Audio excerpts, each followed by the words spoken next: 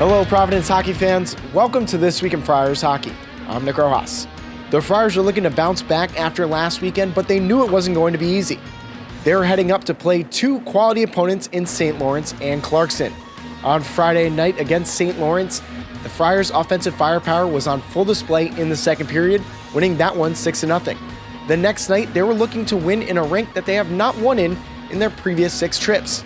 That all changed when the Friars scored first and kept the offensive pressure on the Golden Knights, eventually winning 4-2. It was their first win at Clarkson since January of 1983. It was also the team's first road sweep of North Country since 1964. So, needless to say, pretty good weekend for the Friars. This weekend, they have a home-and-home series against two good Hockey East opponents. On today's edition of the show, we grab a few clips from the Coach Leaman Radio Show, which aired on Tuesday night. This Week in Friars Hockey starts right now.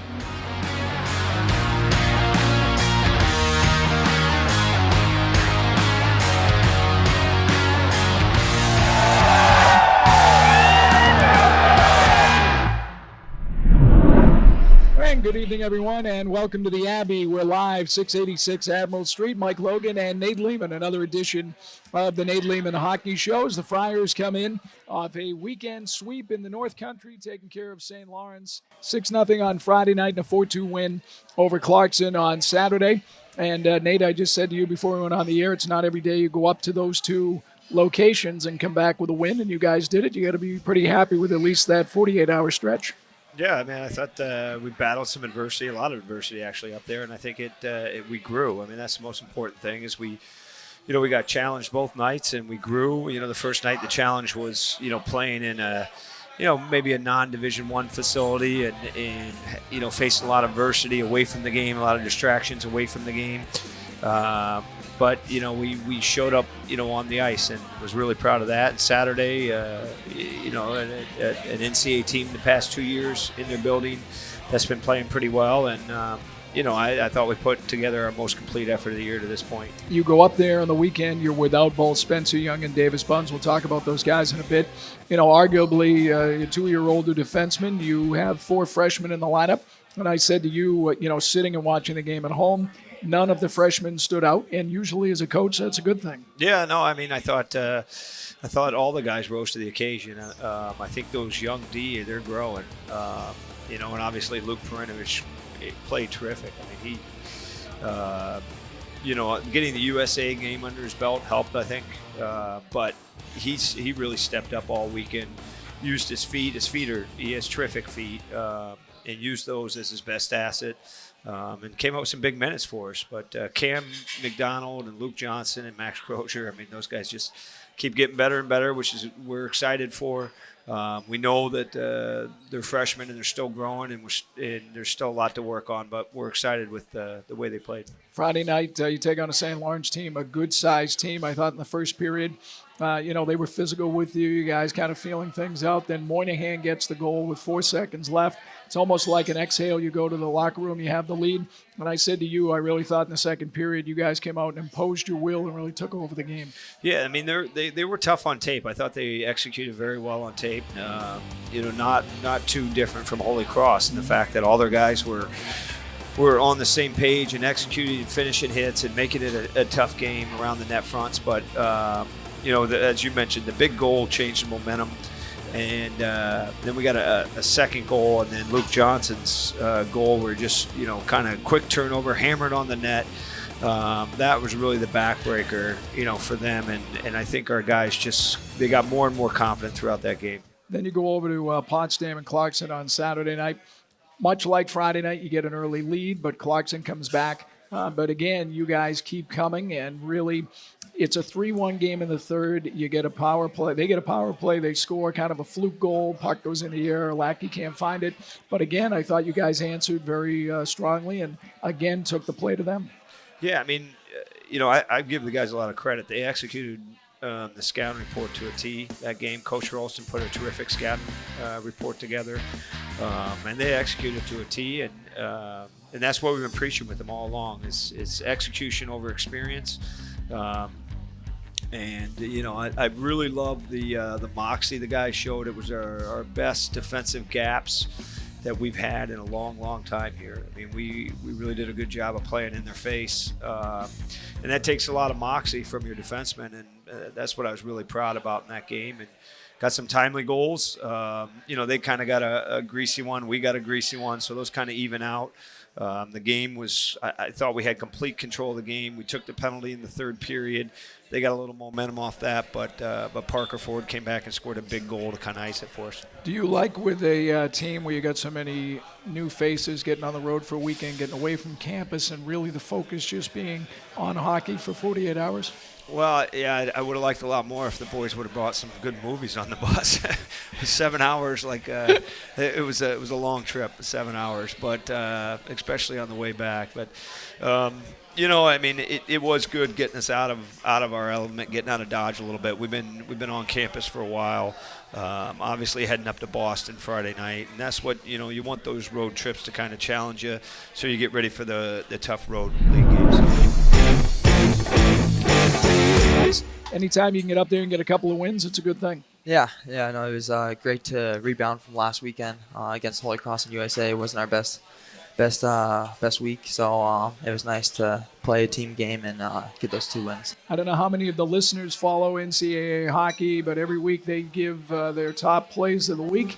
Top player of the week belongs to you. How many teammates have you heard from, or how many guys have contacted you today when they saw it? Yeah, a couple of people sent me it and texted me nice goal and things like that, but no. Is for people who haven't seen it, I was saying to Tyce before we went on the air, not making the trip this weekend, one of the nice things of sitting in front of my computer, I can say things out loud that the FCC usually doesn't like if I'm wearing these. That goal was one of those, oh my God. Is that something that, you practice, and it's just one of those things that, that was the right time to make that move? Yeah, I don't really know what happened there. I was going to shoot it, and then the guy dropped to his knees, and then I just had to react from there and just get on that as quick as I could. I was going to say something like that. Many times you just going more with just an act, not really thinking about it, just going in the moment, and whatever comes up you do. Yeah, exactly. So you are off to a good start. 4 goals, 4 assists, 3-goal weekend. A little bit of a change. You started at center this year with Koopman on the left and Moynihan on the right. I was talking to you before we went on the air. You'll play center. You don't mind which position it is, and you said to me you feel pretty comfortable wherever you are, right? Yeah, no matter who I play with or where I play, I feel comfortable. A lot of great players on the team, and I feel like I can play with anybody. And I mean, both Moynihan I've been with now since the start, and he's been a great player to play with. He makes a lot of plays, so it's easy with him. And then Maddie and both O'Neill too.